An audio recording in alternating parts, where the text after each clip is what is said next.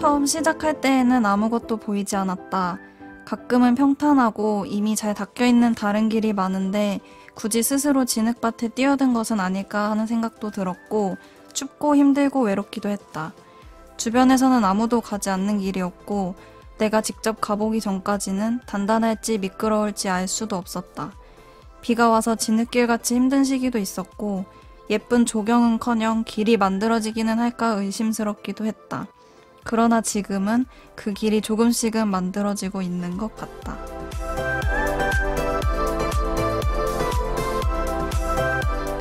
책도 읽고 넷플릭스도 보는 일석이조 취향 추천 팟캐스트 책플릭스. 오늘은 배윤슬 작가의 책 청년 도배사 이야기 속 한 구절로 시작합니다.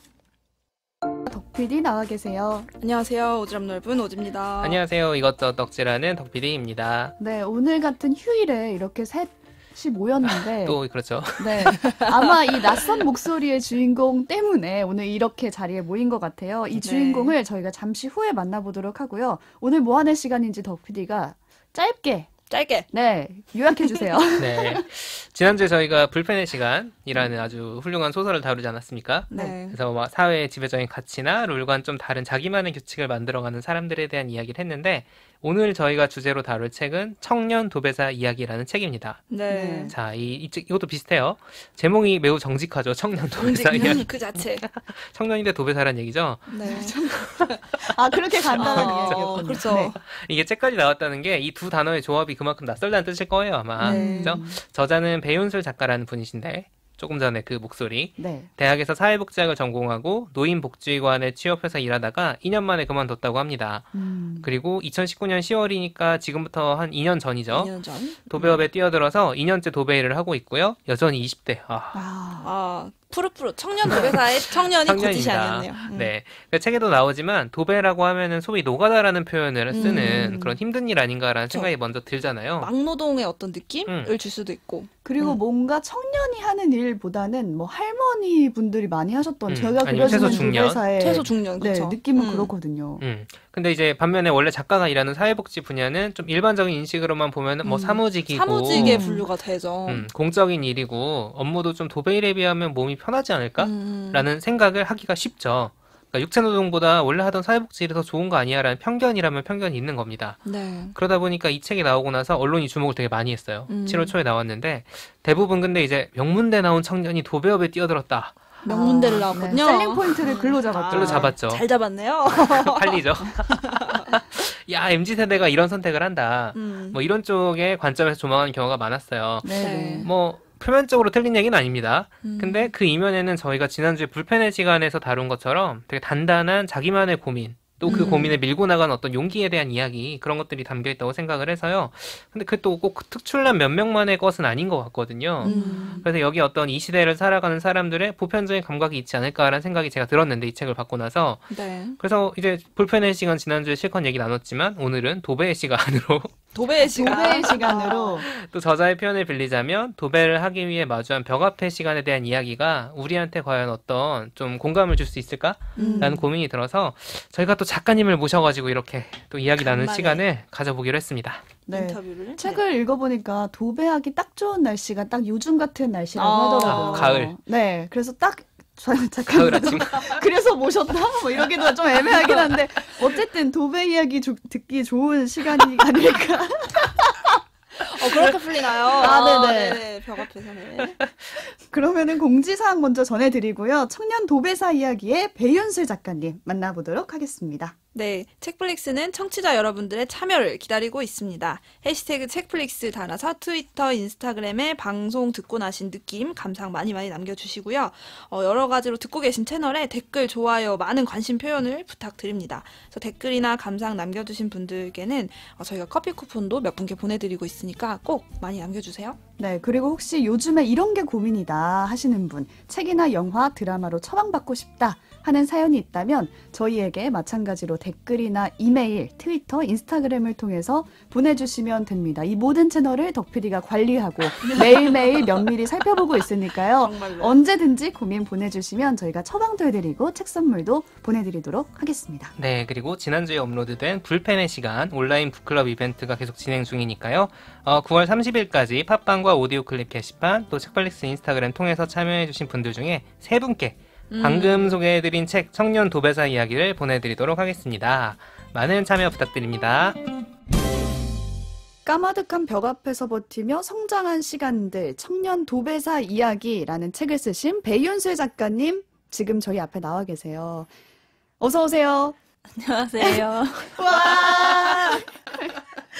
제가 알기로는 도배사의 휴일이 유일하게 일요일 하루라고 하는데 오늘이 일요일이잖아요. 네.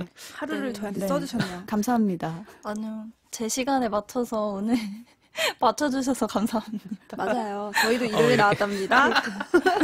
잔업을 하고 있는 사람들이네요. 네. 앞서 덕PD가 간단하게 이제 책 소개는 해드렸는데 작가님께서 직접 자기소개만 해주시죠. 네, 저는 이제 만 2년을 채워가고 있는 아직까지는 초보 도배사이고 말씀해주신 청년 도배사 이야기를 쓴 배윤슬이라고 합니다. 네, 반갑습니다. 반갑습니다. 반갑습니다. 오늘 저희가 또 이건 또 짚고 넘어가야 되는 부분이 있는데 첫 플릭스하고는 아주 특별한 관계시라고 하는데 애청자이시면서 특별한 관계가 있는 한 분이 있으시다고. 네. 우선은 제가 책 읽는 걸 좋아하지만 잘 많이 못 읽기 때문에 책플릭스라는 팟캐스트를 알게 돼서 제가 퇴근길 심심할 때마다 틀어놓고 많이 듣고 또 못 읽는 책들도 설명해 주시는 얘기 들으면서 대리만족하고 있는 오. 애청자입니다. 도배를 하실 때도 들으시나요? 근데 도배할 때도 들으려고 켜놔봤는데 아무래도 이 책플릭스 내용이 심오한 부분도 있어. 아, 그래요? 맞아요. 맞아. 우리 심오해요. 집중해서 듣고 싶어서 아. 도배하면서는 그게 좀 이렇게 흘러가 버리니까 주로 음. 조용한 차 안에서 많이 듣습니다. 도배에 집중해야 되니까 또. 네. 그렇죠. 이 책포를 추천해 주신 분이 누군가요? 추천을 받은 건 아니고 아는 분이 진행을 한다고 아는 분이 아. 진행을 한다. 궁금해서 누군지 얼마나 잘하나. 훌륭하신 분이겠네요. 그러면은. 자, 빨리 밝히세요. 자수합시다. 아니, 사실은 이게 채용 비리로 오해가 있을까봐 제가 친인척으로서 이렇게 비리로 이렇게 섭외를 드린 건 아니고. 채용이라고 하지 오바. 네. 사실은, 저의 동생이에요. 친동생. 친동생입니다, 친족 여러분. 찬스. 무려 친동생인데, 우연히 그 친구가 책을 내고, 우연히 이제 이렇게 또 저희 책플릭스에 소개하고 싶은 또 이야기를 담고 있어서, 네. 친인척 비리 아니고, 정말 정식으로 섭외를 드렸습니다. 네. 그래서 오늘은 작가와 우리 오지로 얘기를 나눠보겠습니다. 되게 민망한가 봐요, 오지가. 너무 민망해요. 아니, 저랑 엄마랑 누가 누구 백인 것일까? 제가 언니 백으로 나간 건지 언니가 내 백으로 부른 건지 출연을 누가 누구 애매모호한. 백인지. 사실 저희가 이 집필하실 때부터 욕심을 내긴 했죠. 책을 내시면 맞아요. 첫 그 장소가 인터뷰로. 인터뷰하는 장소가 우리였으면 우리였으면 좋겠다. 좋겠다고 했죠. 라고는 했으나 워낙 그 전에 지금 저희 책플릭스가 쉬는 동안 다른 곳에 많이 나가시고 그러니까요. 저희가 이제는 요청을 해야 되는 입장이 그러니까요. 됐어요. 좀 바뀌었어요. 언니 원래는 백은 아닌 것 같아요. 내가 너 책 나오면 내가 홍보해줄게 막 이랬는데 도리어 저희가 얹혀갑니다. 나중에 얹혀가게 됐죠. 다른 유수의 팟캐스트를 비롯한 예능 프로그램까지 나오신 뒤에 이렇게 늦게 모시게 돼서 너무 죄송하다는 말씀 드리고. 나와주셔서 감사합니다. 제가 감사합니다. 네. 작가님께 저희가 책에서 먼저 가장 좋아하는 구절을 골라달라고 부탁을 드렸는데 오늘 오프닝으로 읽어드린 그 대목이잖아요. 이유가 좀 궁금해요. 그러니까 오프닝을 저희가 얘기한 지 조금 됐기 때문에 잠깐 청취자분들을 위해서 그 부분을 다시 말씀드리면 처음 시작할 때는 아무것도 보이지 않았다라고 하고 굳이 이제 진흙밭이라는 표현도 나오고 그 주변에서 아무도 가지 않는 길을 내가 직접 가보기 전까지는 뭐 단단할지 미끄러울지 알 수도 없지만 좀 그 길이 이제 점점 만들어지고 있는 것 같다라는 부분을 오프닝으로 골라주셨거든요. 우선 이 얘기가 되게 실제로 제가 처음 현장에 갔을 때 눈으로 보고 겪었던 상황이에요. 그래서 처음 도배하러 현장에 가면은 아파트들은 거의 다 모습은 갖추고 있고 거의 다 지어져 있지만 그 조경은 없고 다 흙이 그냥 파헤쳐진 상태고 아파트에 아직 페인트 칠이 안 돼 있다 보니까 동호수가 안 적혀 있어서 그 길을 찾아가는 게 맨날 너무 헷갈리는 거예요. 아, 그럼 내가 길이 없지 않아요? 네, 어떻게 가? 몇 동으로 와라 하는데 그게 안 몇 써 동이 있어. 어딘지 알죠. 그래서 네이버 지구 쳐도 안 나올 거 안 아니에요. 나오지, 안 그 나오지. 대충 외워도 다음날 또 막 파헤쳐져 있으면 길이 바뀌어 있고 이래서 너무 막막한데 그냥 흙밭이다 보니까 비가 내린 다음 날이면 완전 진흙투성이가 돼가지고 발이 막 빠지고 정말 걷기도 힘들고 이런 거를 직접 겪었는데 조경을 아파트 꼭대기층에서 작업을 하면서 내려다보면은 하루하루 지날수록 조금씩 그 길이 만들어지다가 나중에 도배 다 하고 진짜 나중에 보면은 엄청 나무도 심겨있고 그렇게 완성돼 있는 게 신기하더라고요. 왜냐면 그 불과 몇 개월 사이에 그게 다 만들어지는 거기도 하고 바닥에 서서 보면은 사람들이나 뭐 포크레인이나 이런 게 되게 천천히 움직이는 것 같은데 어느 순간 보면은 길이 나 있는 게 되게 신기했거든요, 경험상.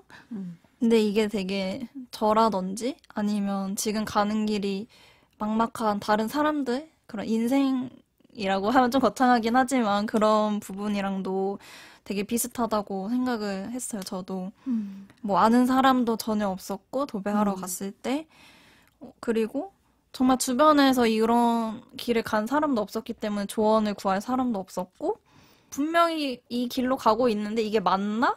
이 방향으로 가면 맞나? 라는 생각도 들고 하는 게 정말 제 상황이랑 비슷한 것 같았는데 지금 저는 그 길 위에 서 있으니까 길이 만들어지고 있는지 아닌지 잘 보이지 않지만 꼭대기에서 나중에 보면은 완성되어가는 그 과정 중에 있을 거다라는 생각이 들었거든요. 그래서 이 부분이 제가 도배를 하면서 느낀 것들 그리고 책을 쓰면서 하고자 했던 말들을 제일 잘 정리해서 쓴 부분이라고 생각을 해서 고르게 됐습니다. 근데 우리가 진짜 볼 수 없는 장면이잖아요. 이 맞아요. 만들어지지 않은 조경길이라는 것 자체가. 네. 그래서 나중에 딱 보고 만들어진 부분만 보고 와 건물이 벌써 지어졌네? 이렇게만 생각하는데 정말 자기만 아는 그 인생길이라고 할까요? 그 맞아요. 과정의 길은 본인만 아는 거니까 그런 의미랑도 좀 통하는 느낌이에요. 그 아무것도 보이지 않았던 이 길을 선택하게 된 순간부터 저희가 한번 타임머신을 타고 네. 시간 순으로 돌아가서 진흙밖에 한번 없던 인생사를 살펴보도록 하겠습니다. 윤수님의 작가님의 인생사의 그 순간 첫 장면은 대학을 졸업하고 나서부터 같아요. 이 책에서 보면 원래는 다른 일을 하셨다고요. 네, 저는 원래 대학생 때 전공이 사회복지학이었고 그 전공을 살려서 노인복지관에 취업을 했었습니다. 그 쉽지 않다는 전공 살리기. 그러니까 저도 물어보고 싶은 게 전공을 살리는 것도 사실 많지 않아요, 요새는. 네네. 그 또 사회복지를 전공한다고 해서 꼭 복지관에서 일을 하시는 것도 아니고 그것부터도 좀 특별하다는 생각은 또 들어요. 네, 그리고 제가 또 계약직으로 처음에 들어갔거든요. 그러니까 주변에서는 그때부터 이미 왜 네가 계약직으로 취업을 하니? 더 잘 좋은 조건으로 갈 수 그럼 있는데 왜 정규직 자리도 있을 거고 오히려 더 나아가서 더 좋은 회사도 있을 텐데 왜 복지관에 계약직으로 가니?라는 그런 얘기를 들으면서 취업을 했거든요. 주변에서 좋은 얘기 들으신 적이 별로 없네요. 그게 보통 주변 사람 좋은 얘기 안 하잖아요. 그러네요. 노인복지관 일도 그렇게 막 편하기만 하지 않았을 것 같아요. 왜냐면 복지라는 일이 좀 험한 일도 있을 수 있고 힘든 일도 있었을 것 같아요. 네, 저는 처음 그 계약직으로 갔을 때는 노인 일자리라는 그 업무를 맡아서 했었고 일단 어르신들 일자리를 드리고 이제 150명의 어르신들을 관리하는 그런 일이었는데 당연히 쉽지는 않았어요. 왜냐면 어르신들이라고 해도 사실 상황도 너무 다 다르고 그 일자리에서 겪는 어려움 같은 걸 제가 조정해야 되고 또 중간에 그만두신 어르신들 자리도 채워야 되고 그런 일들을 하면서 쉽지만은 않았는데 사실 일은 재밌게 했어요. 저는 그 150명의 어르신들하고 관계 맺는 거를 너무 좋아했고 또 어르신들도 저를 엄청 좋아해 주셨고 좋아하셨을 것 같아요. 그래서 일 자체는 되게 재밌게 했었습니다. 근데 때려쳤단 말이죠. 그렇게 재밌는 돌연 어르신들의 150명의 어르신들을 버리고. 기록하고 찾고 계시다고요. 세다. 지금. 아, 자, 여기서 해명을 어르신이 지금 하자면 그리워하고 계시다고요. 업무가 바뀌었어요. 그 다음에 아. 어르신들은 이미 다른 담당자한테 넘어갔고 이미 잘 뒤로 바뀐 하지 상황에서 않았다. 네. 버리지 않았다. 네. 어. 그럼 어떤 순간에 딱 결심을 하고 직장을 어. 옮기게 되셨나요? 우선 제가 그 업무가 중간에 바뀐 게 정규직 채용 공고가 나와서 지원을 해서 뭐 전환도 아니었고 다 그 정말 정식 순서를 밟아서 새로운 면접까지 경쟁. 보고 음. 해서 정규직이 됐고 홍보 업무를 맡았거든요. 근데 그 자리가 약간 이전에는 없는 부서였는데 뭔가 새로 생긴 그런 부서다 보니까 일이 불명확했고 저는 또 의욕적으로 일을 찾아서 해야겠다라는 마음으로 임했는데 제가 다녔던 회사가 그 홈페이지가 2011년도에 만든 그 홈페이지를 2019년까지 쓰고 있었거든요. 훌륭하네요. 많이들 그래요. 많이들. 근데 그런 홈페이지 혹시 아시나요? 스크롤 안 내려가고 한 화면에 다 있는 홈페이지. 네네. 깨알 같은 네. 글씨로. 꽝꽝 눌러담은 그런 홈페이지였고 저는 이제 홍보 담당자로서 취업하는 사람들 홈페이지부터 가볼 텐데 이런 홈페이지 보면 아무도 안 오고 싶겠다라는 생각이 들어서 제가 이걸 리뉴얼 하겠습니다. 아이고. 라고 했고 그때부터 모든 사람이 저를 말렸죠.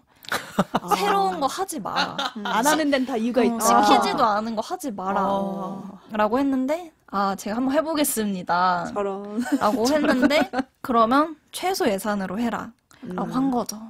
그래서 최소 예산으로 진짜 힘들게 꾸역꾸역 만들었는데 거의 한 100 얼마 주고 만든 것 같아요. 그래서 만들었어요? 만들었는데 나중에 그 최소 예산으로 하라고 했던 분이 더 예쁜 홈페이지 보더니 야 이렇게 만들 수 있으면 돈 더 달라고 하지. 드라마의 한 장면 같아. 너무 전형적이어가지고. 그러게요. 라고 하고 뭐 어쨌든 그런 어려움들이 있었어요. 그래서 제가 다녔던 곳은 새로운 거 도전하는 거를 그렇게 응원하지 않는 분위기였고 그냥 하던 대로 하던 것만 이어서 잘 하면 된다라는 그런 분위기가 있는 회사였거든요.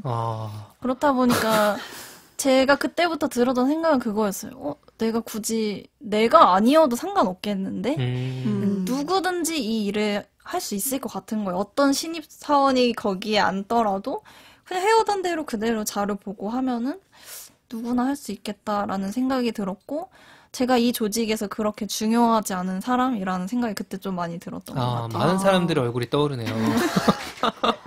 뭐 자세히 공감하는 사람 말씀드릴 되게 많을 수는 거예요. 없구나. 네. 이게 회사 방송이라. 근데 이제 그게 거꾸로 보면은 보통은 편한 편하게 자리일 생각할 수도 있잖아요. 그런 맞아요. 장점을 보고 오는 사람도 있을 수 있죠. 그렇죠. 그런 사람도 실제로 많고 엄청난 성과를 내지 않아도 크게 경쟁하지 않고 엄청 큰 사고만 치지 않으면은 뭐 잘리거나 그럴 위험도 별로 없고 그런 거를 좋아하는 사람들도 있는데 저는 좀 싫더라고요. 네. 제가 좀 중요한 사람이 되고 싶어요.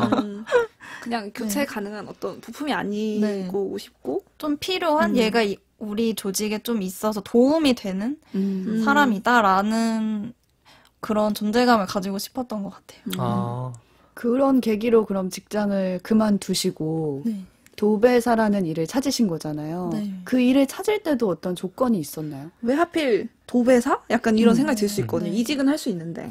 일단은 제가 퇴사를 하게 마음먹었던 그 이유가 너무 쉽게 대체 가능하다라는 생각이었고 그러면 그렇지 않은 일은 뭐가 있을까라고 생각을 했을 때 기술을 가지면 좀 낫지 않을까라는 생각을 했어요. 사람이 기술 배워야 되니까. 네. 옛날부터 말하는 거잖아요. 사람이 기술을 있어야 된다고. 기술을 있어야 먹고 산다고. 근데 기술도 되게 많잖아요. 그렇죠. 그렇죠. 그래서 일단 기술직을 해야겠다라는 결론을 내리고 이제 막 찾아봤죠. 근데 막 그냥 인터넷으로 얻은 정보에 의하면 미장 같은 거 하는 분들은 그 시멘트 포대를 맨날 옮겨야 되는데 그게 40kg라는 거예요. 아이고. 이건 안 되겠다 싶고 응, 안 돼. 타일도 그 타일 한 묶음이 거의 20kg 막 이렇게 됐는데 그것도 거의 바벨이네. 너무 무거울 것 같고 그것 때문에 허리나 무릎 상하는 사람도 많다고 들어서 이것도 어려울 것 같고 목공도 멋있는 것 같아서 좀 멋있죠. 봤는데 목수는 일단 기술자가 되기까지 거의 한 10년이 있어야 된다는 얘기도 그렇더라고요. 들었고 기술 많이 저도 이거는 그냥 인터넷에서 본 건데 약간 공감각적인 능력이 좀 있어야 그 3D로 아, 이렇게 만드는 공간 입체감 이런 아. 일체감 이런 게 있어요. 그런 면이 또 있어요. 머릿속에 캐드를 돌릴 수 있어요. 네, 그래서 이건 또 안 돼. 되는 게 도대체 그리고 안 또 돼. 이제 페인트도 알아봤거든요. 아. 도장. 근데 친환경 페인트라고 해도 너무 페인트 냄새 많이 난다고 하는데 제가 또 좀 면역력이 안 좋아한데 페인트는 힘들겠는데 하면서 찾다가 도배는 벽지 같은 거를 나르긴 해야 되지만 30kg까지는 아니기도 상대적으로는 하고 그쵸. 또 여성 도배사들이 많다라는 거를 음. 봐가지고 이거는 그래도 한 번은 해볼만 하지 않을까라는 생각 끝에 결정하게 됐습니다. 방금 속어법으로 말씀을 해주셨거든요. 네. 이거는 이래서 안 되고 저래서 안 되고. 근데 이제 거꾸로 도배에서 이거는 좀 좋겠다. 이런 생각을 혹시 하신 부분도 있을까요? 일단 가장 큰 게 그 기술을 배울 수 네네, 있다는. 그쵸. 도배가 소거법으로 골랐잖아요. 장점이 있을 텐데. 왜요? 어떤 장점을 말하시는 거예요? 내 방을 내가 할 수 있는. 그렇지. 그쵸. 그리고 제가 생각했던 거는 그렇게 생각했어요. 도배가 없어질 직업은 아닐 것 같다 생각해요. 적어도 제가 할 때까지는. 왜냐면 이미 아파트들이 많고 이사를 다니면 분명히 도배를 도배를 하죠. 계속 할 것 맞아요. 같다는 생각이 타일은 들어서 뭐 예를 들면 새로 안 해도 도배는 새로 하잖아요. 이게 없어지진 않지 않을까라는 생각을 또 했었습니다. 당시. 저는 이 과정 자체가 책에 쭉 나와 있잖아요. 네, 어떻게 도배라는 일을 골랐는지. 근데 전 그 과정이 되게 의외였어요. 그러니까 이 책을 처음에 접했을 때는 청년 도배사. 뭔가 뭔가 거창할 거창한 것 같아요. 꿈이 맞아요. 있어서 뭔가 하나를 도배 왕이 되겠다. 그런 도배는 느낌으로. 인생을 배울 수 있어. 약간 도배는 뭔가 특별함이 있어. 약간 이렇게 갈 수도 있는데 현실적으로 네, 이제 정말 본 현실적인 거죠. 거죠. 그래서 이 도배 일을 고르는 것 자체가 도피처라는 표현을 하셨어요. 그래서 그러면은 도피처면 도배라는 일이 끝이 아니라 뭔가 다른 도피처를 선택하실 수도 있는 건가? 뭐 이런 생각도 들더라고요. 읽으면서. 네, 그래서 지금은 도배라는 직업에 아주 만족하고 있지만 뭔가 또 새롭게 해보고 싶은 일이 있다면 언제든지 또 그거를 시도해 볼 수는 있을 것 같아요. 그렇게 도배 일을 시작하신 지가 지금 얼마나 되셨나요? 이제 올해 10월 3일이 되면 딱 2년, 만 네. 2년이 됩니다. 날짜까지 정확하게. 책에 보면 일주일만 버텨보자. 그쵸. 이 생각으로 시작하셨다고 하는데 2년이 어떻게 아니에요. 벌써 2년이에요. 그러게. 사실 저도 처음에 너무 거창한 목표를 잡고 하면 너무 힘들 것 같은 거예요. 1년만 해보자라고 하면 그 1년이 너무 길 것 같고 그쵸. 도배 왕은커녕 그죠? 내 방도 하나 못하겠어. 너무 그럴 것 같아서 그냥 진짜 짧게 그냥 한 일주일만 해보자 이렇게 한 달만 채워보자 월급만 받아보자 진짜 이런 마인드로 조금씩 이거 버티다 되게 보니까. 중요한 것 같아요. 습관을 처음에 만들기 어려운 사람들한테 하는 조언이 되게 작은 거를 매일매일 처음에는 그렇게 하라고 하더라고요. 그래서 작은 거를 해냈을 때 그 다음이 조금 쉬워지고 하다 보면은 더 오래 더 큰 거를 할 수 있다고 하더라고요. 되게 힘든 일일수록 그런 것 같아요. 네, 저는 2년만 하자라는 얘기를 들으면 굉장히 진짜 힘들어 죽을 것 2년, 같거든요. 내 인생 2년을 네, 내 인생의 2년을 이걸 해야 된다고? 어. 근데 그냥 다음 날만 생각하는 거지. 저 지금 요즘도 다음 날만 생각하면서 살거든요. 많이 힘드신가 봐요. 다음 날. 하루만 그냥 보고 오늘 사는 하루 잘 하루살이. 버티면은 뭐. 중요해요, 근데 아침에 딱 그 마음을 네, 갖고 하는 게. 쌓여서 주말 오고 하는 거죠, 뭐. 덕분에 뭐 20년 근속상 받을 거예요. 제가 꽃다발 드려야 될 자, 텐데. 20년 뒤까지 책플릭스 할지 보고.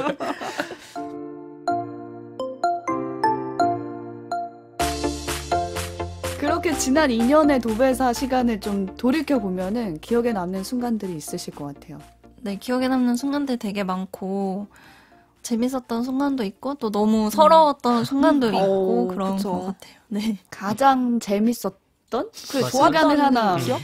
근데 제가 좀 노잼 인간이라서 제가 얼마나 얘기하면 재미없는지 한번 제가 들어보세요. 얘기하면은 재미없게 들릴 수도 노잼이면 노잼이라고 있는데 해드릴게요. 유잼이면 유잼. 한번 찾아봤어요. 제 나름대로 웃겼다고 생각했는데 또 벌써 수치스러워. 제가 원래 노래를 많이 들으면서 일을 하는데 왜냐면 혼자서 작업하면 지루하니까 엄청 빵빵하게 블루투스 스피커로 틀어놓고 일을 하는데 그러면 제가 거의 노래만 온 것처럼 좋은데요? 아무도 아. 없고 약간 네, 층간소음 걱정 안 해도 되고 따라 층간소음. 부르고 아무도 없으니까 근데 다른 창문도 층에. 없는 거 아니에요? 창문 열어도 되죠 뭐 어떻게 허공이니까 네. 오페라를 해도 되는 거예요 거의. 그래서 맨날 뭐 과몰입해서 아. 부르는데 SG 워너비 노래는 꼭 모창하면서 불러야 되잖아요. 송월이 그쵸. 창고야. 또 몰입해서 부르고 있었는데 한참을 불렀는데 알고 보니까 누가 있었던 거예요. 아, 진짜요? 아, 어디에? 저는 방 안에 있었는데 방 밖에 누가 다른 작업자가 들어왔던 거죠. 오 마이. 근데 갑자기 그 같이 불렀나요? 거기서 멈추면 아, 뭐지? 더 이상하잖아요. 계속 그래서 계속 불렀어요. 그래서? 계속 부르고 그래도 또 제가 마무리까지. SG 언어비 노래 부를 때 그 애드립까지 다 따라하거든요. 진짜? 아, 워우, 뭐 이런 거 이런 거. 하고 그 중간에 막 중요해요. 영어로 한마디 내뱉는 그런 것까지 다 따라하는데 갑자기 멈추면은 더 수치스러울 것 같아서 그냥 끝까지 마무리를. 부르고 박수 쳐줬나요? 그 사람이? 그니까. 아니요. 아우, 조용히 뭐야. 나가더라고요. 매너가 없네. 아, 나가셨어요. 아. 그래서 아, 저는 수치스러웠지만 티내지 아니하고. 티내지 않아. 많은 그 현장 작업자분들 명심하셔야겠네요. 노래하기 전에는 좀 체크를. 근데 그 사실은 그럼 언제 알으셨어요? 그 노래 부르다? 아니 중간에 부르다가. 인기척이 나더라고. 클라이막스 가야 되는데, 안 부르면 괜히 너 이것도 자존심 상하는데. 그래서 아니 그래서 그분 표정도 보셨어요 혹시? 안 봤죠. 제가 볼 용기가 없었어요. 숨어 있었어요. 벽만 보고. 노래 하는데 울면서 하신 거 아니에요? 노래 울면서 마무리한 거 아니에요? 이거 안 부를 수도 없고 부를 수도 없고. 그래도 근성이 있으시네요. 저 같으면 바로 끝냈을 건데. 생각해보면 그게 더 창피하다니까. 맞아요. 그 도배사들 카페 같은 거 있다고 하셨잖아요. 네. 거기 혹시 후기 같은 거 올라온 적 없나요? 내가 못 같이 겪어요. 도배하는 아, 사람들 SG 언어비 없더라고요. 들은 경우. 다행히. 다행이다. 노잼은 아닌 것 같아요. 괜찮았어요. 네. 유잼이 살렸나요? 네, 잘 살렸습니다. 살렸어. 다행이다. 그렇다면 안심했다. 반면에 힘들고 슬펐던 순간도 나눠주시면 좋겠어요. 갑자기 떡 닥차가 좀 이제는 크긴 다시 한데. 차분하게. 다시 또 이것도 한번 네. 제일 서러웠던 순간은 딱 바로 떠올랐었는데 어. 제가 10월부터 일을 했는데 그 초반 한 5, 6개월이 제일 힘들었던 순간이거든요. 특히 그 해 겨울이 유독 춥기도 했고 맞아요. 제일 사수한테 많이 혼나기도 하고 막 그랬는데 크리스마스까지 제가 일을 했어요. 아. 그것부터가 서럽다. 네. 이미. 왜냐면 다들 일하는 분위기고 저도 딱히 뭐 쉬어야 될 그런 이유가 없었어가지고 일을 했는데 빨간 날이 쉬어야 될 이유인데. 그러니까 그런 게 없어. 공휴일인데. 안 쉬더라고요. 어. 그래서 빨리 일을 빨리. 하는 것까진 괜찮았는데 그때 사수랑 약간 사이가 좀 안 좋았어가지고 혼자 이어폰을 이렇게 꽂고 일을 했었거든요. 한겨울에 그 내고 어머하고 이렇게 꽂고 일하는데 또 연말이니까 저 나름의 플레이리스트로 K 캐롤 그 아이유 미리 메리 크리스마스 이런 거 모아놓고 듣는데 너무 서러운 거예요. 어떡해. 노래는 막 다 희망적이고 저 연말 분위기 따뜻하고. 있잖아요, 되게. 그 막 종소리 나고 이런 노래인데 그거 종소리. 들으면서 추워하면서 도배하니까 추우니까 또. 맞아. 뭔가 사수랑은 그 쌩 찬바람 서러운 불고. 기분이 엄청 나더라고요. 어. 그랬습니다. 그렇네요. 이건 진짜 기쁨과 슬픔이. 좀 서러워. 갑자기 크리스마스 날 서럽다. 알바만 해도 얼마나 어. 슬픈데 다른 전화 사람들 다 사람들도 행복해 그러니까요. 보이고. 처량했던 기억이. 저는 그것도 힘드셨을 것 같아요. 화장실. 책이 화장실 이게 진짜 인상 깊죠. 네, 맞아요. 화장실, 여자 화장실이 특히 잘 없다면서요.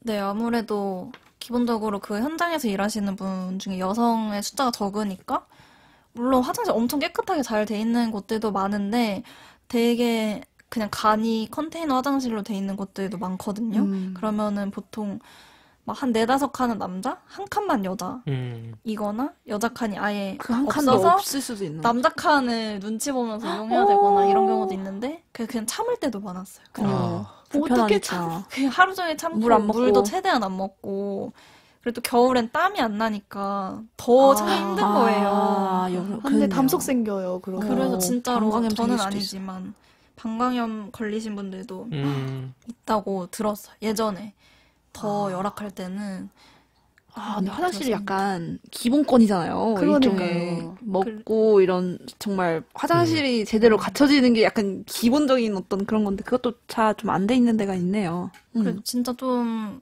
그런 화가 나는 데는 직원들 화장실은 깨끗하게 따로 있는데 그 원청이라고 하는 그 건축. 그럼 저는 사는. 그 사람들 어디로 가는지 봤다가 몰래 거기 쓸 때도 있고 이제 막 요령이 생겨서 왜냐면 내쫓을 순 없거든요. 그 사람들 그쵸. 그렇죠. 이렇게 보다가 막 그런 데 쓰고 합니다. 나름 노하우가 또. 네, 노하우가 쌓여가고 있습니다.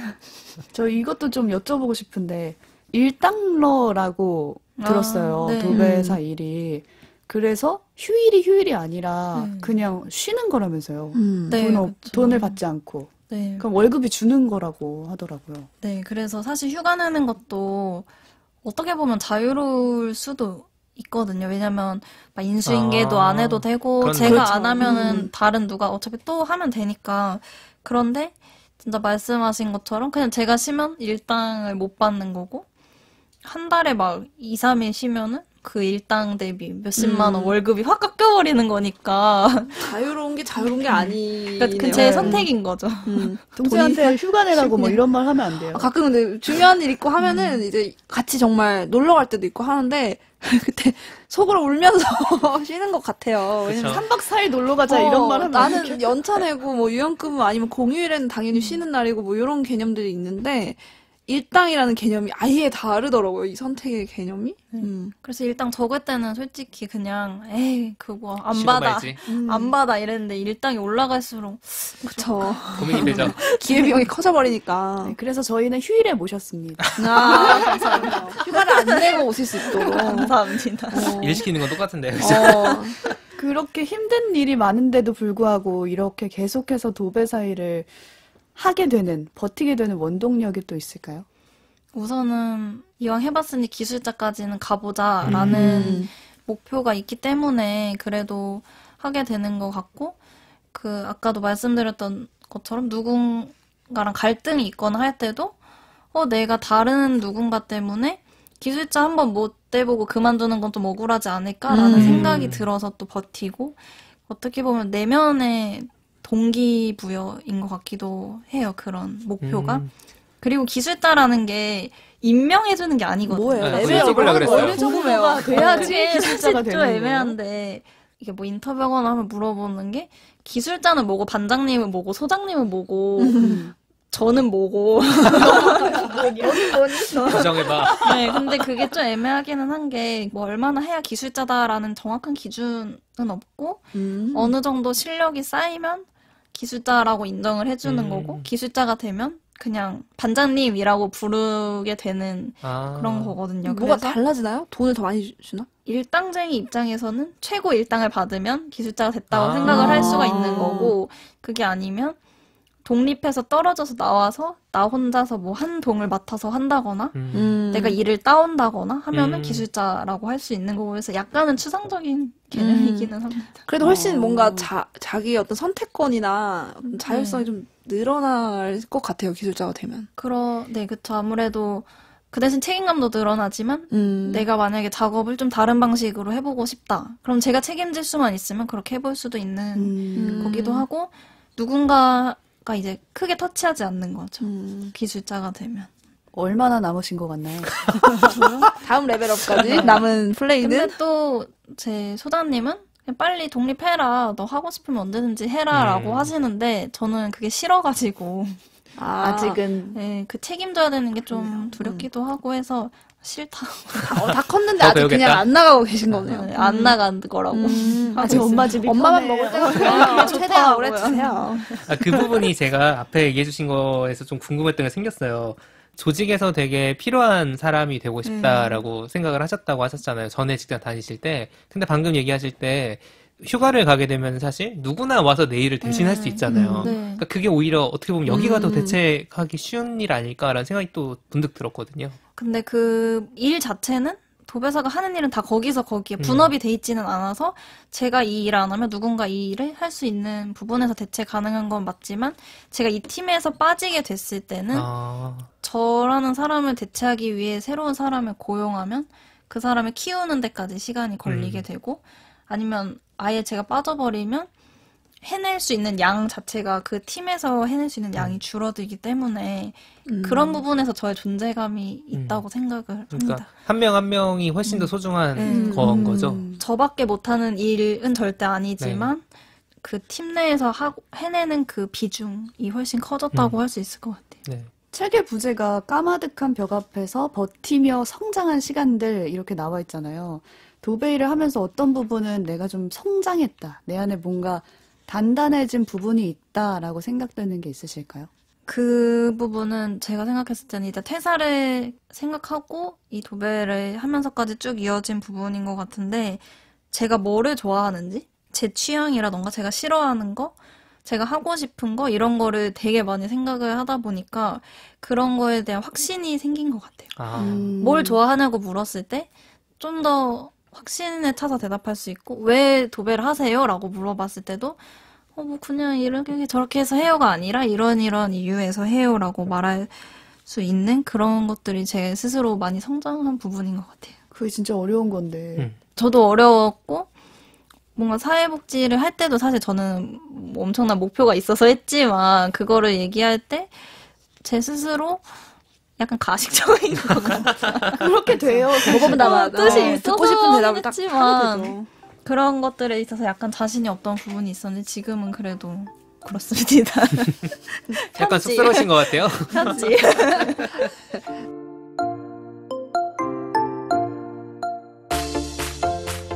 책이 7월에 나왔잖아요. 네. 네, 근데 벌써 중세를 찍었다고 하더라고요. 3세. 3세까지? 네, 이제 야, 곧 나온. 이 어려운 출판 시장에 출판 시장에서. 선방했습니다. 아니, 비결이 뭐라고 생각하세요? 비교 안 해도 돼요. 모든 부분들이 이걸 귀 기울이고 있을 것 우리도 같아요. 좀 팔려야 되는데. 저도 사실 처음 이걸 낼 때 공감을 많이 못 살 거라고 생각을 했거든요. 도배라는 아. 직업 자체도 흔치 않죠. 생소하고 이 건설 현장도 생소하고 공감을 살 수 있을까? 이 책을 누가 읽어줄까라고 저도 걱정을 많이 했는데 되게 다양한 부분에서 공감을 많이 해주시더라고요.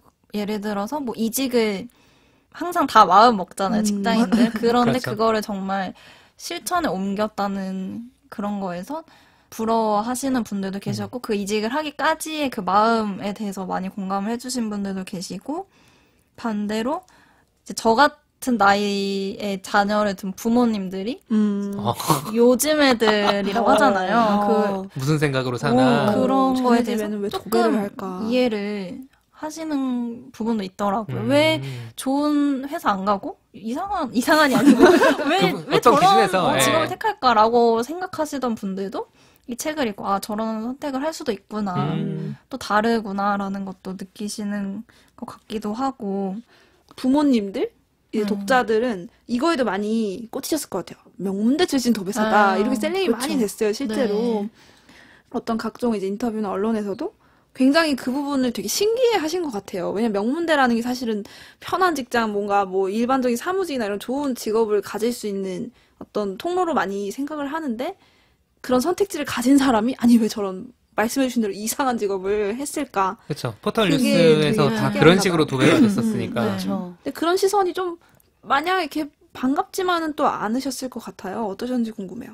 네 사실 처음에는 그래도 책에 대한 관심을 살 수 있으니까 이렇게라도 노출되면 나쁘지 않다라고 생각을 했지만 계속해서 반복적으로 나가다 보니까 책이라던가 제가 책을 통해서 하고 싶었던 얘기에는 별로 관심이 없고 저라는 사람, 제가 가진 스펙 이런 거에만 관심이 쏠리더라고요. 그래서 저는 이 도배라는 직업을 택한 게 그냥 저 자신과 대화를 많이 하고 내가 뭘 좋아하는지 무슨 일을 하고 싶은지 이런 걸 곰곰이 생각해서 선택을 내렸는데 내가 이 대학을 나왔다는 이유만으로 이 직업을 택한 게 이상하게 되는 게 제 머리로는 사실 잘 이해가 안 되더라고요. 왜냐면 아무리 좋은 직업, 뭐 대기업이라던가 그런 좋은 직업이 저랑 안 맞을 수도 있는 건데 사람은 다 다른데 왜 그거를 사람들은 이해하지 못하지라는 의문이 많이 들었고 아쉽기도 했어요. 제가 하고 싶은 얘기는 전혀 상관이 없는데 대학이랑 오늘은 좀 하고 싶은 얘기 많이 하셨어요? 질문이 되게 어렵네요. 근데 어려워요. 근데 말씀하신 대로 그 뭔가 명문대라는 데 포인트를 잡고 책을 쓰신 게 아닌데도 기사나 다양한 인터뷰는 다 그런 식으로 많이 나갔잖아요. 근데 제가 그 인터뷰를 기사를 몇 번 보니까 밑에 다른 이제 네티즌 분들은 댓글이 이 사람은 이걸 말하려는 게 아닌 것 같다. 결국에는 타인의 시선이나 뭔가 세상적인 기준보다 내가 하고 싶은 일, 그리고 내 일의 만족도가 높은 일을 찾아서 떠난 어떤 그런 용기에 대한 이야기지, 명문대생이 맞아요. 도배사를 하는 이야기는 아니다라는 댓글이 많더라고요. 그래서 그분들은 이걸- 책을 읽었나 보네요. 네, 그걸 오지가 쓴 건가요? 저는 댓글 단 적 없거든요. 진짜 알바 플러스.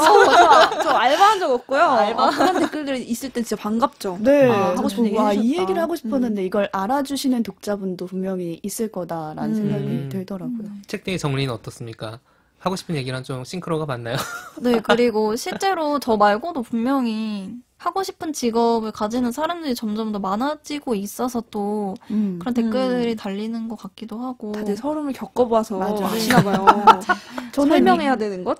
이것도 공감됐어요. 일이 내 전부를 말해주는 건 아닌데 네. 뭔가 일이 맞아요. 전부로 생각할 때가 있잖아요. 네. 뭐 사회복지사라는 직업을 했을 때는 너는 왜 뭐 따뜻한 네. 시선을 갖고 있지 않니? 뭐 이런 맞아요. 질문을 받으셨다면서요. 네, 그래서 저는 당연히 일을 할 때는 어르신들한테는 그 사회복지사로서의 태도를 가지고 당연히 대했지만 그 바깥에서는 제가 막 친절을 베풀지 않아도 되는 상황에서는 그냥 저답게 행동을 했는데 가장 가까이 있던 친구가 너는 왜 그렇게 따뜻하지가 않냐는 거예요. 그래서 사회복지사인데 네, 그것도 그래서 웃기다. 사회복지사 따뜻하고 또 약간 좀 진짜 웃긴 편견 아니에요?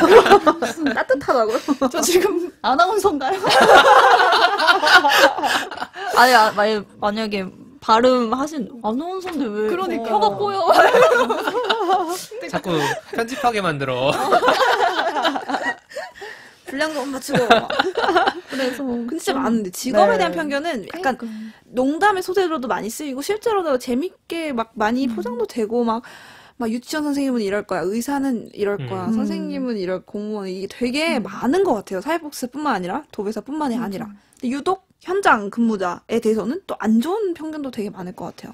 네, 아무래도 작업복 같은 것도 지저분하잖아요. 근데 진짜 말 그대로 작업복, 일할 때 입는 옷일 뿐인데 그냥 그 사람이 비위생적일 거라고 생각을 하기도 하고 막 거칠고 뭐 욕할 거라고 생각하기도 하고 그런 시선들도 있는 것 같고 뭐 식당에서 거절당하기도 하고 옷이 더럽다고 그런 것들이 참 아직까지는 직업에 대한 편견이 너무 많은 것 같다라는 생각이 근데 지저분하고 무례하고 거친 사람은 어디나 의사한테도 있고 소방관도 그냥 있고 그 선생님도 사람인 있고 거예요.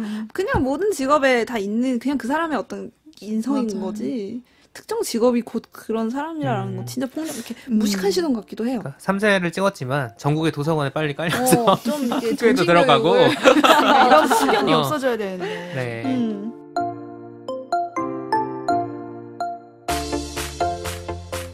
저희가 또 취향 추천 팟캐스트인 거 알고 계시죠? 또 애청자다 보니까. 그래서 무조건 하나씩은 또 추천을 하고 돌아가셔야 되는데 우선 네. 작가님의 취향부터 얘기를 나눠볼게요. 나는 네모의 진심인 편이다. 여기서 이 네모에 들어갈 만큼 덕질하는 대상이 있으시면 한번 나눠주세요. 딴 얘긴데 이거 책플렉스 들과 덕PD님은 덕질을 많이 하시더라고요. 우리 덕필이잖아요. 그러니까 맨날 바뀌시더라고요. 네. 그래서 제가 거기에 견줄 만한 게 없더라고요. 아 진짜 왜 그러냐고요. 아니 그게 부담을 지금 드렸어 무슨 지금. 답을 못 하시네. 저희는 안 그래요. 저희는 안 그렇거든요. 아니 그거는 제가 진짜로 막 하루 종일 그 생각만 하는 게 아니라 컨셉이죠. 옛날에 뭐였지? 일하느라 바빠 죽겠는데. 마켓컬리 아, 식빵에 맞아. 덕질하고 네. 뭐. 맥주 효모 덕후에 맞아. 네. 저는 개의치 컨셉입니다. 마세요. 남들이 그냥 적당히 좋아하는 거를 덕질이라고 포장해가지고 사랑이 많은 사람, 사랑을 방송마다. 많이 주는 사람이니까. 예. 네, 그래서 그래서. 네, 제가 그 고민하다가 요즘 제일 덕질하고 있는 거는 서머스비 맥주를 아 맥주 네, 이름이 맥주입니다. 네, 제가 약간 데미소다 맛 나는 그 사과 맥주인데 제가 얼마나 진심이냐면 부모님이 마치 저 알코올 중독 아닌데 이거 떨어지면 큰일 날 것처럼 채워 넣어주시나요? 네, 그리고 약간 복잡한 얘기일 수도 있는데 제가 냉장고가 두 대인데 제가 자주 쓰는 냉장고 여기고 여기는 약간 저장용 냉장고가 있으면은 여기서 떨어지면 부모님 여기서 두 저장고 캔씩 두 캔씩 이렇게 항상 눈에 보이게 서머스비 냉장고를 아,손 닿는 냉장고 곳에 항상 있고. 꺼낼 수 있게. 약간 막 쌀 떨어지면 쌀 채워놓고 네, 휴지 떨어지면 휴지 채워놓듯이. 우유, 계란 이런 생필품처럼 생필품이죠 그 정도. 건전지죠 일종의. 뭐 연료. 그럼 서머스비가 만들어지는 공장에 한번 가본다거나 하는 뭔가 거대한 기획도 있으신가요? 저는 제 희망사항 협찬 받기. 서머스비 협찬 받고 함께하는 싶다. 도배 노래 시간. 끝나고 사과 맥주 한 잔. 그러면서 협찬해주시면 얼마나 좋을까라는. 네. 제가 임원 파일을 그 회사에 한번 보내볼게요. 들어보라고. 장난 아니다. 없어지면 어떻게 되나요? 어딜 가도 구할 수가 없고. 아, 그러면 떨어졌어. 떡 서머스랑 떨어졌어. 비슷한 애플폭스도 있어요. 대체품이 있고. 비슷한 맛이더라고요. 100%는 아니지만 충족될 수 있는. 그렇죠. 그렇죠. 어딘지 있죠. 다 있더라고요. 맥주 취향은 서머스비면 독서나 다른 영상 취향도 궁금한데 평소에 뭐 책이나 영상 콘텐츠를 고르는 기준이 있으실까요? 저는 오락 위주로 고르거든요. 저한테는. 그래서 어쨌든 약간 현실에서 벗어날 수 있는 그런 작품들을 좋아해서 책 같은 경우는 몰입해서 읽을 수 있는 소설을 좋아하고 영상도 약간 판타지나 약간 추리 범죄물 이런 것도 좋아해요. 왜냐면 완전 되게 빠져드는. 비현실적이잖아요. 그것도 그런 거 해서 몰입해서 보는 거 좋아합니다. 최근에는 그럼 어떤 거 보고 계세요? 최근에는 제가 그 넷플릭스의 종이의 집 시리즈 아. 중에 시리즈 시즌 5가 나와가지고 그 5화짜리를 하루에 몰아서 다 봤거든요. 지짐이시네요. 지지. 1부터 4는 다 보신 거고. 이미 그때 나왔을 때마다 봤고 한국편도 찍는다고 하던데. 종이의 진심이시네요. 종이요? 아 그러네요. 도배. 그러네. 운명이다. 종이에 끌리게 돼 있나 봐요. 그런 종이의 그런 걸로. 종이의 집. 다시 처음부터 녹음해야 되는 거 아니에요? 종이의 진심인 편으로. 종이의 진심. 종이의 진심이신 편이었던 걸로. 네. 네. 책플릭스 청취자들과 함께 나누고 싶은 추천 작품도 하나 골라와 주셨는데 한번 소개해 주세요. 아 이거는 왠지 또 책플릭스 청취자님들은 좀 작품성 있는 자꾸 부담을 드리면 안 되는데. 저희가 그랬나요? 추천하려고 했는데 아 너무 오락 위주로 추천하면은 또 안 될 것 같아서 아, 괜찮습니다. 네, 전혀 상관이 괜찮지만 없습니다. 사실 또 너무 기니까 또 저희가 영화로 하나 부탁을 드렸죠. 골라주신 네. 후보들 중에. 그래서 제가 사실 원래 영화나 이런 거 2번, 3번 잘 안 보는 편인데 제가 유일하게 거의 3번 정도 본 영화를 하나 골라왔고 제목은 라이프 오브 파이 유명한 작품이긴 와, 하지만 네, 네. 원작 소설도 있고. 영상이 무슨 동물의 왕국을 보는 것처럼. 또 아름답죠. 진짜. 되게 신비한 화면이 기억이 나는데. 좀 안 보신 분들을 위해서 줄거리를 좀 소개를 해주시면 아, 어떨까 이건- 싶은데요. 이거 덕피디님 전문인데 애청자 좋다. 알고 계시네. 맨날 재촉하시잖아요 두 분이 한 3분 요약해야 되는데. 한 30분 할까봐. 자, 말씀드리겠습니다. 이제 인도에서 동물원을 운영하는 가족이 있고, 거기 아들, 파이라는 이름을 가진 아들이 주인공입니다. 그래서 그렇게 가족이 다 같이 동물원을 운영하는 부유한 집안인데, 어찌저찌해서 이제 이민을 가는 상황에 놓이게 돼서 동물들을 이끌고 가족이 다 같이 배를 타고 이민을 가는 과정에서 그 배가 폭풍우를 만나서 침몰을 하게 되는 거죠. 네. 그래서 어찌저찌해서 이 주인공 파이만 구명보트에 겨우 올라타서 살아남았는데 구명보트를 타고 보니까 그 보트 안에 동물들도 같이 타게 된 거예요. 그러니까 하필이면 그 동물이 근데 몇 마리가 같이 탔는데 얼룩말, 하이에나, 오랑우탄, 벵골 호랑이 요렇게 그러니까. 같이 탄 거죠. 그러니까 호랑이랑 하이에나에서 약간 구명보트 맞냐고요? 네, 큰일이 난 거죠. 그래서 이 주인공이 어떻게든 살아야겠다는 생각에 그 구명보트를 버리고 튜브 같은 거를 연결을 해서 자기는 멀찍이 연결해서 이렇게 지내고 배에서 뭐만 꺼내와서 자기는 그 튜브라고 해야 될까요? 거기 매달려서 막 살고 사실 호랑이랑 타협을 할 수가 없잖아요. 말이 안 얘기가 통하는데 뭐. 통하는 것도 아니고. 넌 거기 나 여기 선 넘지 마 이럴 수 없잖아요. 그래서 그 동물들하고 같이 표류를 하면서 뭐 어떤 섬에도 갔다가 뭐 그렇게 해서 어찌저찌 되는 영화입니다. 중간중간에 이제 그 긴장감들이 있죠. 호랑이와 이렇게 마주하는 순간들이라거나 오랑우탄도 굉장히 중요한 그 비중을 차지하고 있는데 그러니까 동물들이라고 해도 안 잡아먹나 봐요? 아니, 얼룩말로 먹이 사슬 있잖아요. 안 보셨죠? 영화죠. 안 보셨죠? 저는 저는 약간 사실 흐름이 빠르지 않으면 금방 탈락하거든요, 저는. 그 영상미만 가지고 극찬하시는 분들이 워낙 많아가지고 아이맥스권에서 개봉했으면 좋겠다라거나 한번 보러 갈게요. 그런 얘기들이 많았죠. 그리고 저는 그 배에 대한 기억도 되게 진하게 남아있는데, 배가 반은 뭐 천막으로 덮여 있어요. 천막에 덮여 있는 쪽에 호랑이가 항상 들어가서 집처럼 생활을 하고, 그 안에 또 필요한 물건들도 들어가 있나 봐요. 도대체 그 천막 안에 뭐가 있을까?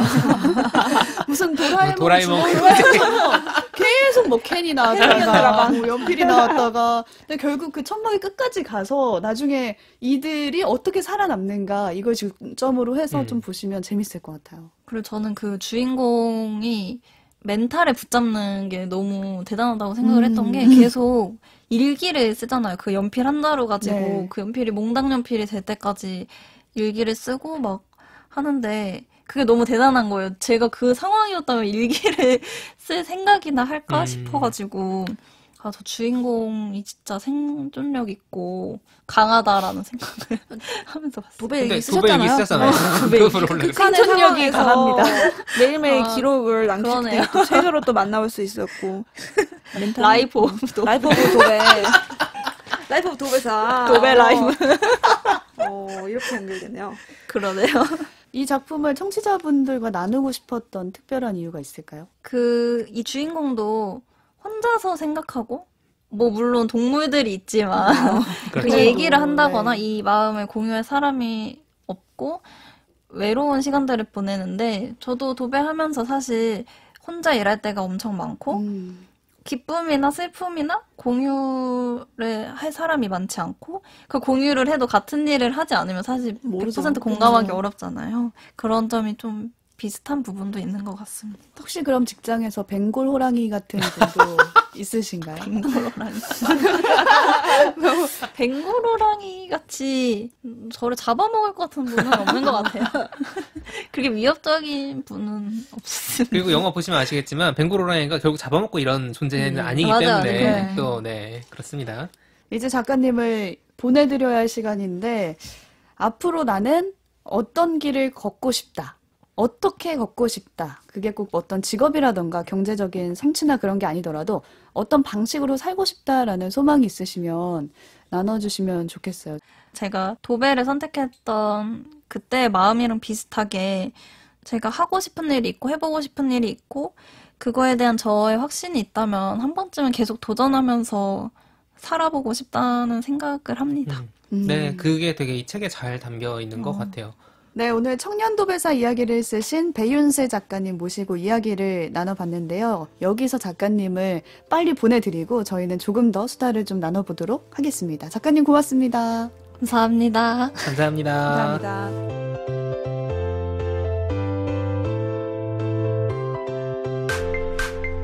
책도 읽고 넷플릭스도 보는 일석이조 취향 추천 팟캐스트 책플릭스. 오늘은 청년 도배사 이야기를 쓰신 배윤세 작가님 모시고 이야기를 나눠봤는데 후일담이라고 할까요? 네.